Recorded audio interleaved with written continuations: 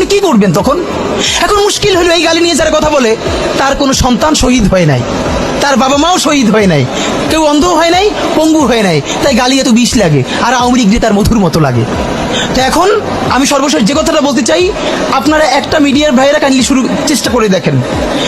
এই যে গৃহযুদ্ধটা হওয়ার কথা ছিল, হইল না, তো অশান্তি তো কিছু থাকবেই, আমরা তো রাষ্ট্র গঠন করব। এরপরও তো তুলনামূলক অনেক কম হচ্ছে। কেউ একটা মিডিয়া কেন বলতেছে না 1971-এর মহান মুক্তিযুদ্ধের পর 72 থেকে 75 বাংলাদেশে যেই পরিমাণ মব সন্ত্রাস হয়েছে, যেই পরিমাণ কেওয়াস হয়েছে, ইতিহাসে তার হয় নাই। তার সাথে জড়িত ছিল কারা? এই যে মুজিব বাহিনীর গুন্ডারা। হাকে হা আর নাকে না বলতো, এটাই ছিল আমাদের হাদি ভাই। অন্যায়কে অন্যায়, ন্যায়কে ন্যায়, সেটাই বলতো আমাদের হাদি ভাই। সেটা হোক বিএনপি, সেটা হোক জামাত ইসলাম, সেটা হোক এনসিপি, সেটা হোক উপদেষ্টা, যেটা সত্য সেটাই বলতো। তাই তো শত্রুরা ভাইকে শহীদ করে দিত।